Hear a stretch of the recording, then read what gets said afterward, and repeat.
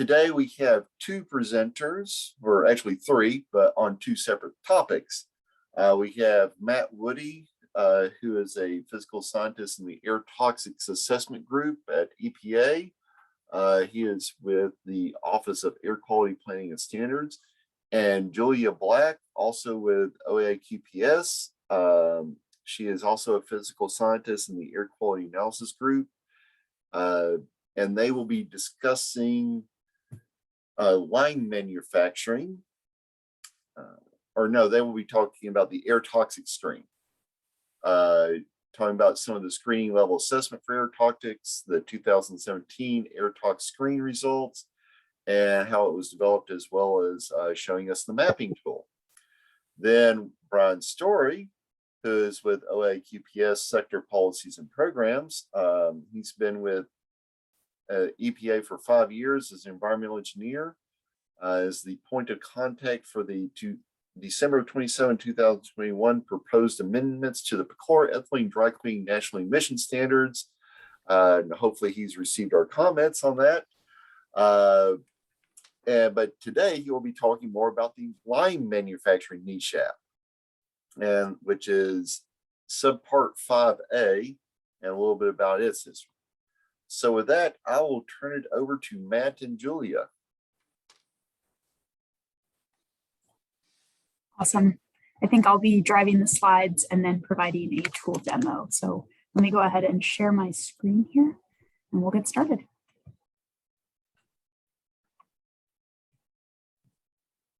Right. Thanks, Julia. So as was mentioned, my name is Matt Woody. I'm going to cover sort of what AirToxScreen is and a little bit about how it was developed, and then I'll turn it over to Julia to do a mapping tool, or to demo our mapping tool and talk about that as well. So next slide, please. So the first question we're here to answer is, what is AirToxScreen exactly? So it's a screening level characterization of air toxics across the nation for outdoor air toxics. And it's a national assessment, and we look at the Census Tract resolution, and I'll get into a little bit more detail about the differences in the different resolutions of the census, but just for now, know that it's at the Census Tract. It's based entirely on air quality modeling of emissions from our national emissions inventory, and the primary health endpoints we look at are cancer and non-cancer risk estimates for over 100 air toxics. So how is it used? We're aware of two primary uses of AirToxScreen. I'm sure there are plenty, but we're aware of two primary ones, and those are, they provide communities with information about health risks from air toxics. So it lets people in the communities and in the public know sort of their general risks from air toxics and what that is. But also it's used as a planning tool for EPA as well as our SLT partners to help identify locations of interest to look at further, and also pollutants to prioritize, as well as emission sources and types. So it's really to help sort of shine a lens, or I guess to help focus on areas to dig more into and to get additional information on. And some of you may have been familiar with our National Air Toxics Assessment, or NATA, and this serves as a replacement to it. So the methods and the results are essentially the same from NATA. The biggest difference you'll see is that we're planning to start doing this on a more regular basis and actually do it annually. And so we're here today to talk about the 2017 version, which we released the results for back in March. We're currently working on a 2018 and a 2019 version. Both of those will be released this year. 2018 will be sort of later this year. 2019 will be the end of this year, early next year. And then after that, we'll be looking at doing an annual cycle. So 2020 would be about a year after 2019. Next slide, please. So the steps that we take to produce AirToxScreen, or what the steps that go into it, is the first step, as I mentioned already, is we compile a national emissions inventory, or NEI. And so the NEI is based on data provided by our SLT partners again. So that's data that's provided to us that we then compile into a national emissions inventory. We then take that national emissions inventory and then we model it. We use two types of models. We use the AirMod dispersion model, and we use the regional air quality model called CMAQ to model those emission estimates. across the US. Those modeled results are then taken, and we calculate exposure concentrations. And to do exposure concentrations, we use an exposure model called HAPM. And that just accounts for the fact that people move around. They're not in the same census tract all the time. They commute. Sometimes they go outside and exercise and breathe more, that sort of thing. So it just accounts for some of the sort of human aspects of exposure. And then finally, the last step is we take those exposure concentrations and we estimate cancer risks and chronic non-cancer hazards from that. And so that's the last step, is that characterization of risk. Next slide, please.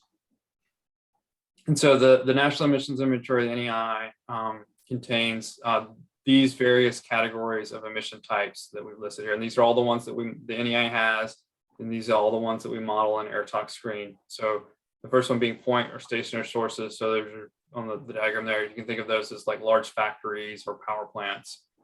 We also model non-point sources, and those are just they're also often referred to as area sources. They're things that are typically smaller, but when combined, there's a decent amount of emissions from them. Next one is mobile, and we include both on-road, so those are basically cars and trucks and things like that, and then non-road, which would be like airplanes and boats for non-road. We include fires, so think of like big wildfires, but also ag fires as well. Biogenic emissions, and those are just emissions from trees. We include secondary, so secondary is not an emission source, but that's secondary is things that are formed in the atmosphere. So they're emitted as one thing, but then due to chemistry, photochemistry, they form other things. So formaldehyde is a big proponent of that secondary formation. Then we include background concentrations. So these are things that persist in the atmosphere for long periods of time that then get moved throughout the atmosphere that are existing. So that's the last one. When we talk about, one more point I want to make about this is in the mapping tool that the mapping tool, we actually have risk broken down by each of these categories as well, by pollutant and also by each of these individual categories. So you'll see that later on that we split it out like that. So now next slide, please. So I mentioned the census tract earlier, and this diagram at the bottom actually walks through what a census tract is. So the finest resolution of the census is a census block. And that's really kind of like a city block. It's usually about 50 people. It's very, very fine scale. Those make up block groups. So there's 3 or 4 or 5 blocks in a block group. And then finally, those block groups combine to a census tract. So a census tract is about 4,000 people. They range anywhere from 1,200 people to 7,000 people, but in general, they're about 4,000 people in a census tract. And that's the resolution that our results are presented at. In our risk estimates, we assume a 70-year lifetime exposure. So we assume that in this case, 2017 emissions and concentrations persist for the next 70 years. And then our risk estimates are based on that exposure consideration. And then, and as I mentioned, we're using the National Emissions Inventory using 2017 data. And so essentially, like I said, we're assuming those 2017 conditions continue. There are cases where that maybe doesn't make as much sense. One of the things we've seen elevated risk from wildfires in 2017. That's due to some some big wildfire events, particularly in California and Washington State. And we know sort of the assumption breaks down a little bit with wildfires because we don't necessarily want to assume that the 2017 wildfire events would then occur every year for the next 70 years. So that's just something to keep in the back of your mind is when you're looking at these results, is that we're assuming that this 2017 is sort of representative of the next 70 years. Next slide, please. So the two health endpoints we look at, I mentioned these already, but the first one being cancer. And cancer is a combined risk, a cancer risk from all the pollutants that we have, sort of cancer risk values for. We combine those all together to calculate a one cancer risk value. And it's presented as risk in a million. And so the example I've given there in the sub-bullet is that the national average in 2017 for people in the US is 30 in a million, meaning out of a million people over the next 70 years, we estimate that the risk is that 30 of those million people would get cancer. The other health endpoint we look at is non-cancer. It's presented as a hazard index, or HI. and it's target organ specific. And we have a total of 14 different target organs that we assess HIs for. A couple examples are respiratory HI and a liver HI. And we have results for each of those different 14. We do that because different pollutants or different air toxics impact different target organs or have different health endpoints. So that's why we have 14 total of those. Next slide, please. So we have a nice website set up. It's epa.gov/AirToxScreen, where you can go and get more information about AirToxScreen, look at our documentation. We have some technical support documentation that goes much more in depth on our approach, our modeling approach, how we assess risks. It also has a nice frequent questions section. That's some really nice sort of general information that answers a lot of questions we get often. It's a good starting point if you want to learn more about it. It's also where you would go to get access to the mapping tool. So there's a link there for the AirToxScreen mapping tool that Joy's going to demo in a second. And then also, if you're interested in downloading any of the results, the raw sort of data results from AirToxScreen, this is where you would go. And I think I have that highlighted on the next slide. Yep, exactly. So we actually provide all of them. So Joy's going to talk about the tool, but if you're, as I mentioned, if you're interested in actually extracting any of the data and doing sort of your own analysis or digging deeper into the data, maybe the mapping tool isn't quite answering the questions you want, you can download all the data that's in it to sort of dig deeper. And so those summaries that we have available for download include cancer risk summarized by source group and pollutant on a national scale. Or if you're looking at, if you want to look at the non-cancer, we also have the same thing for non-cancer, where we have summaries by source group. Those are the emission source groups I talked about, and pollutant. And then if you're interested in just a specific pollutant, we have files that you can go and download for those. And in those, it would have ambient and exposure concentrations, as well as the cancer risk and the hazard indices. And then finally, if you're interested in just a particular state, we have that available as well. And that's, again, it's the same information. It's the ambient and it's the concentration information, as well as the risk information. And so it's the same information across all the files, essentially. It's just sort of organized a little bit differently depending on what you're interested in or what specifically you're looking for. Next slide, please. And then I think this is the last slide. Before Julia gets into the demo of our AirToxScreen tool, I wanted to show an example of EJScreen. So some of you may be familiar with EJScreen. It's another mapping tool the EPA produces. They take our AirToxScreen output directly and then import that into EJScreen. One of the things I wanted to point out here is that the information is displayed a little bit differently in EJScreen. So if you've gone to EJScreen and looked at it, you'll know that they present the results as a percentile. So basically it's how those census tracts rank compared to all the other census tracts in the country, where in our tool, you'll see in just a minute, we're actually presenting the actual risk numbers, the cancer risk numbers, for example. So that's just a little bit of a difference when you're looking at the two tools. Know that EJScreen, while it has the same information in it, it's being presented differently. It's a percentile basis, whereas our tools, the absolute cancer value. One other thing I'll mention about EJScreen as well, they have sort of two different sort of ways of presenting the data, or two different metrics. They have this pollutant and source one that we're displaying here, which again is our AirToxScreen directly. It's the air toxics cancer risk is what's been shown, but also the diesel particulate matter and the air toxics respiratory HI. Those for the pollutant sources information that's directly taken from our AirToxScreen results. They also have what they've called this environmental justice indices or indexes. And that's where they do some additional additional calculations where they incorporate some of the demographic information in it, and they sort of recalculate these percentiles. And that's an additional metric that they calculate that's not the same as I guess one of the metrics they include is the air toxics information, but they also include the demographics information. So that will look differently if you're looking at that environmental justice index, because it's a combination of those two pieces. I think that's my last slide, and then I'll pass it on to Julia to do the demo. Awesome, thanks, Matt. Yep, so I'm going to just run through some slides on the AirToxScreen mapping tool. I'll walk us through the purpose, our phased release approach, talk about the current functionality you can see in the tool, and then give you all a demo.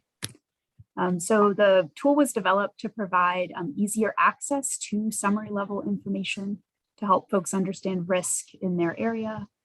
So we've listed 3 questions on this slide that the tool helps users to answer.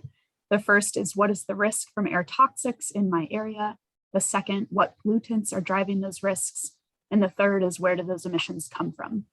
So it's my hope that after you see this demo, you'll better understand how states and our stakeholders and community members can open up the tool and find answers to those 3 questions about any place they choose pretty quickly. So we're utilizing a phased release approach with the tool. This was so that we could deliver a fully functioning app with our risk results that were released in March on the website. We're also going to be implementing additional functionality to the tool. So all of the underlying data, as Matt has mentioned, is available, but the tool right now is really anchoring on total cancer risk and associated contributions. But those other phases, 2, 3, and 4 that I list on the slide, we're talking about implementing those within the year, and as we're working to catch up to that year release of air toxics data. So today you can see a tool that maps total cancer risk at the tract level. You'll see point sources and air toxics monitors on the map. These are monitors that are pulling in annual averages from our ambient monitoring archive. So those are just available so that you can see where air toxics monitoring data is present. Users can filter tracts by setting their own risk threshold and seeing where tracts above that threshold are located. Users can view source type and pollutant contributions to risk for tracts that they select. And then finally, users can view tracts and the point sources that have any changes since our emissions in 2017. So as Matt has said, we do have a website where this tool is located. The right-hand screenshot is where the tool is housed. And if you click on that blue thumbnail, you will see this dashboard. That's the direct link along the bottom. And I'm just going to unshare my screen now and pull up the actual demo of the tool.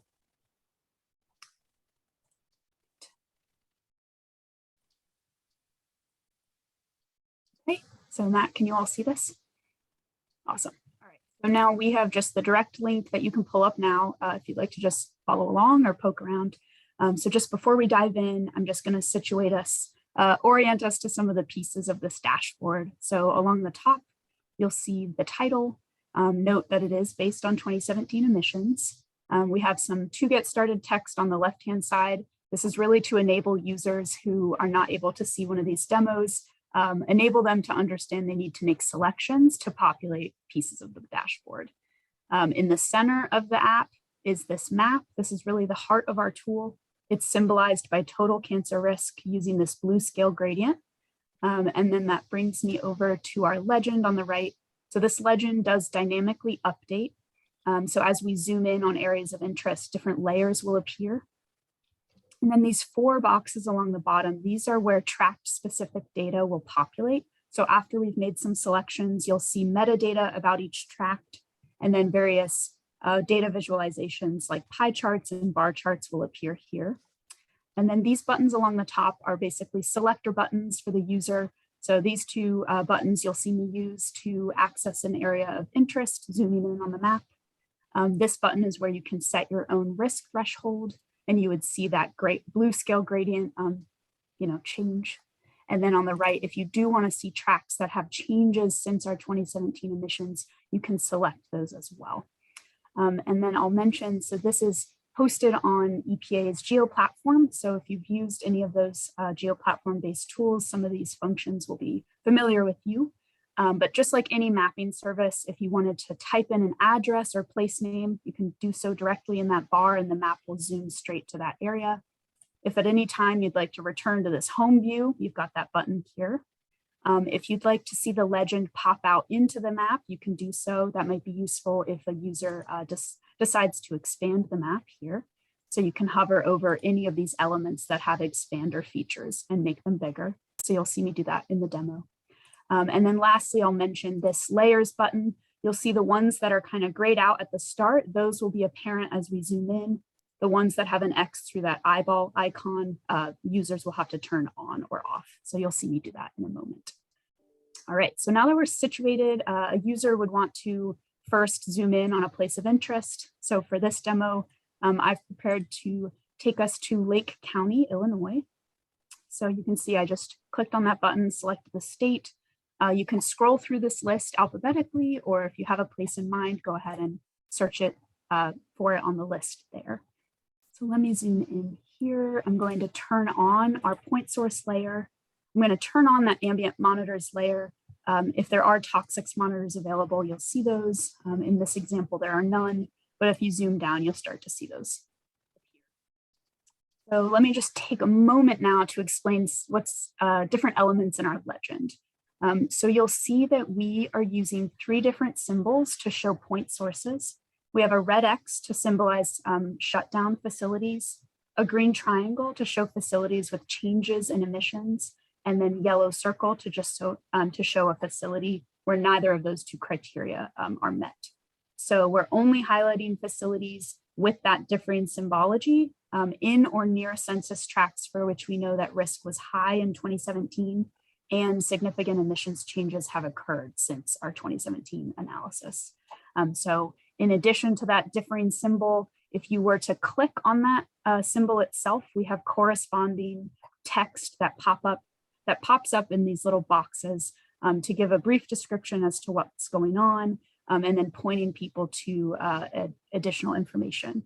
So for the case of Lake County in this area, we have the Baxter Healthcare Core. The description is that the unit has been shut down since our modeling.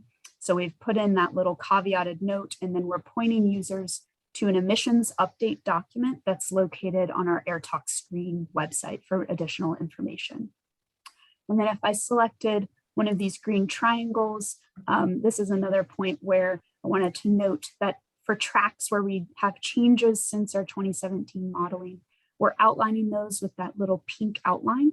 And then you'll see a corresponding pop-up for the tract ID that has some description. So for this example, it says that risks in this tract are due in part to 2017 emissions of ethylene oxide. Emissions of ETO have gone down since 2017 and risks are lower. So again, we're pointing folks to that emissions update document. And then if I click on here or toggle right, I'll pull up that facility that's indicated by the green triangle. And you'll see the note here is that there's been an emissions reduction. And so for cases where that's places where that's the case, you'll see this symbology, a tract with that outline, etc. So now to get these boxes to populate, you'll want to use the selector tool. So that's on the top left of the map. You'll select this button, and then the drop down gives you various ways to make a selection. So if you're wanting to be really specific and selecting one facility or one tract, you might use the point. For this example, I'm going to use the rectangle because I'd like to just kind of generally grab these tracts and see what's going on. You'll see I grabbed, a couple of these facilities, and the number of tracts that I've selected is now preserved here. So I grabbed 10 tracts. Those 10 tracts are now going to be listed in descending order by total cancer risk in this tract location box. So this is where all of the metadata will be situated. So you can see, the tract ID, its location, population size, just a bit of metadata here for each of those 10 tracts. And then coming right over here to the visualization piece of this app, I'll go ahead and expand it so you all can see it a little bit better. But how to read this is essentially for the 10 tracts I've selected, about 56% of risk is being contributed by ethylene oxide, about 23% by formaldehyde. You can see other pollutants have been pulled out, and then there's a whole category for other. So if a user is interested in that underlying data and what's going into that other category, you'd step back to this box here, and you can see there's tabs corresponding to source and air toxic. So I'd select the air toxics tab, and you'll see that exhaustive list of contributions to risk for all of the air toxics. So the same is true for source type categories and their contribution to risk. So Matt laid out the different categories that we are including here. So you can see the specifics for each category. You can also look at that in the pie chart. So for this example, we've got about 57% of risk coming from point sources. You can see some of those other categories listed as well. And then the final feature of these boxes is the facility emissions. So if you do select tracts that have more than 2 to 4 facilities, you're going to want to expand that element. And then you'll see that each facility name is underneath a corresponding bar that shows their facility emissions in tons. And then if you hover over these colored bands, those will correspond to the actual air toxic coming from that facility. So that's just a little a way to visualize those facility emissions. So I'm going to minimize that and show you all one other feature before we open it up for questions. So you can see I clicked that X to kind of step back and restart from my selections. You can also hit reset here.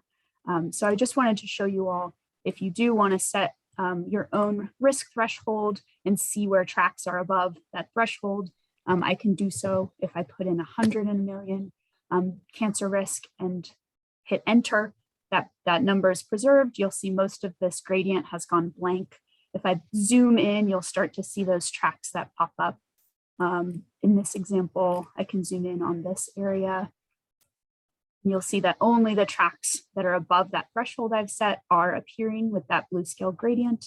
And again, if I wanted to grab a couple of those tracks, come back to the selector button and go ahead and select those. And that would populate my visualizations below with the tracks I've selected. So with that, I think I'll go ahead and pause and open it up for questions. Thank you all so much. All right, thank you, Julia and Matt. So do we have any questions on this great tool?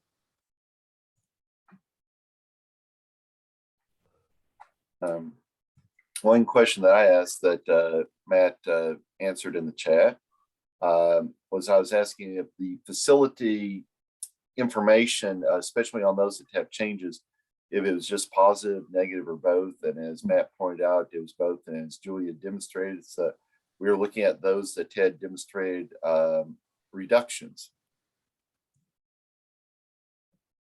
And I'll just add to that, we don't necessarily consider like interannual variability to be, things that we would caveat. It's more, it's a lot of cases it's facilities have installed controls or closed, or in the cases where it's gone up, it's actually, I think, the case of a couple reporting errors where the states, gave us, I guess it was like a data entry error or something where the emissions were actually higher than what we used in the modeling. So, just interannual variability wouldn't be enough to get one of those caveats.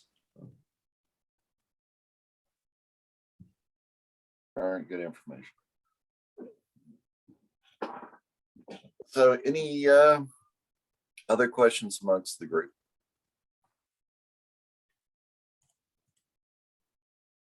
Okay. Oh, there we go. So Belinda's asking, thank you for the demonstration, is how do you expect communities to use this data? Yeah, I mean, the first way is for communities to, to see what their risks are and what they're coming from. One of the ways we see communities using it often is, for example, when we're doing a rule, they'll use this information to help provide context and sort of for their comments on the rule. A lot of times they'll use this, use the information here as sort of a basis or a starting point to talk about sort of how the rules may impact them. So it's data for them to sort of see, what's impacting them and, be better informed when commenting on, rules that we're working on, for example. Another question, is there a baseline risk that you use for your valuation? Yeah, I assume you mean, I guess, a person's risk from getting cancer, period. We don't include that. So the numbers here are only risks from inhalation from air toxics. So it's the additional risk that breathing air toxics would give any one person. Unfortunately, our baseline risk is something like 1 in 3. I haven't looked at it recently, but it's much higher. So we're talking about from air toxics, we're talking about 1 in a million or 100 in a million, where your baseline risk from everything is more like 1 in 3. Yeah, very good. Okay. Seeing no other questions pop up, thank you, Julia and Matt. We very much appreciate that, and potentially there may be other questions come up as people think about it for a little bit.